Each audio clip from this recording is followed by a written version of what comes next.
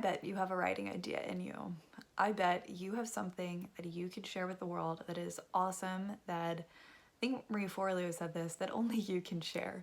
Often people stop themselves before they even start a writing project or any creative project. I don't even think it's just fear of failure. I don't think it's that simple. I think it's fear of what people might say, fear of putting themselves out there, fear of starting it and not finishing, fear of what happens if this is successful and I can't follow it up, fear of what if it starts good and then trails off. I don't have enough to finish this out. What if it does fail? Like, there are a ton of things that we could be afraid of. And I think honestly, when it comes to writing, it's what if this idea isn't any good? But there's one solution I have that works. I honestly am very familiar with a lot of these fears. I wrote and rewrote a book. I literally started 100 books before I finished one. And I wouldn't say they were separate books really, because a lot of them had the same concepts. A lot of them were on the same topics. It's just I would start an introduction and then I would abandon it, and sometimes it's because I would get bored or be like, well, that's not really the concept I want to go down for, a couple hundred pages. It's a big commitment when you write a book. It's not a blog post or an article, but no matter what medium you're writing in, short form content, long form, medium form, it doesn't matter.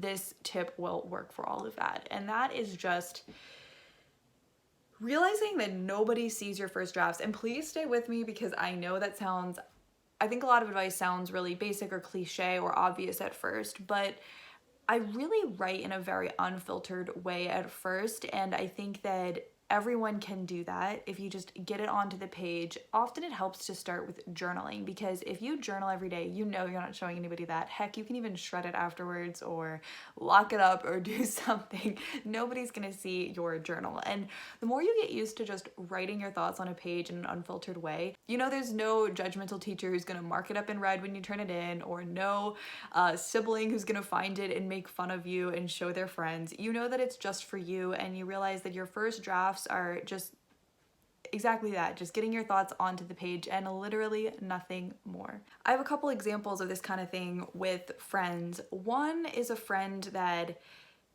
he has so many funny ideas. He's hilarious. And I always said, you should write comedy. Like, even if it was just sketch comedy, something, you need to get this stuff out somehow. And he wants to. It's not that I'm just like telling him to do this and he doesn't want to, but he never writes down his ideas. And I think it's because he thinks they need to be more like fully baked before they go on paper, but nothing is fully baked when it goes on paper.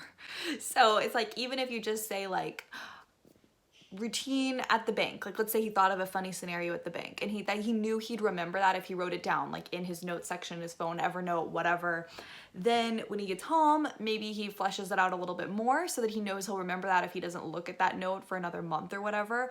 Then maybe he has the urge to go write with some coffee in a month. It's like he can pull up his list of notes of different ideas and then start fleshing them out a little bit more.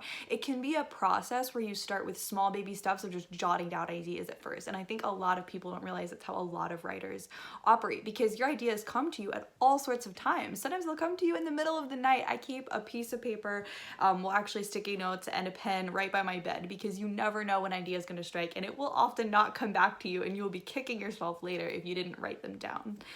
Another example of a friend that limits herself with writing is a friend of mine who I think wanted to do, it was either journaling or gratitude journaling. I think it was something as simple as gratitude journaling, and she literally didn't do it, or she would write it and then rip the pages out because she felt like it wasn't good enough.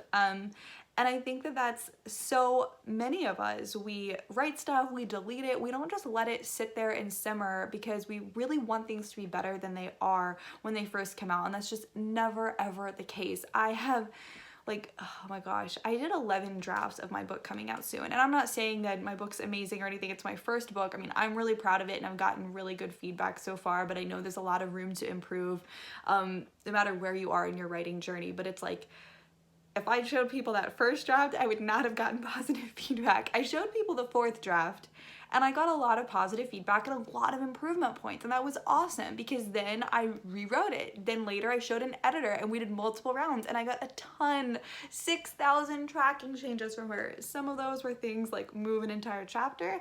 Some of them were small things like commas. But the point is, we give that feedback, we learn, we grow. And if you're going to be showing people, so point being, this is the 11th draft, or maybe I guess 12th or whatever at this point, that people will be reading when this book comes out.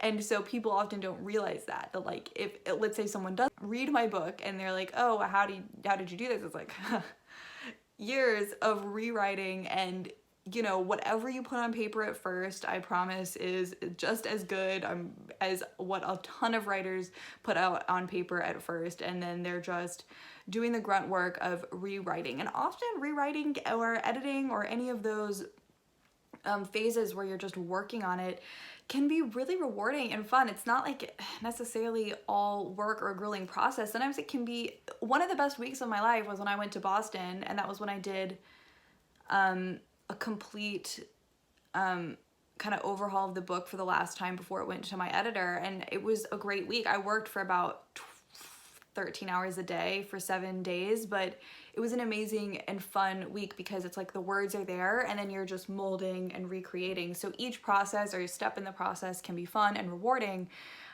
in a different way as you slowly see something come to life. I hope that is helpful. I hope you leap. I hope you start. I hope you finish your projects, your creative projects, whatever they are. But more than finishing, I just hope you start.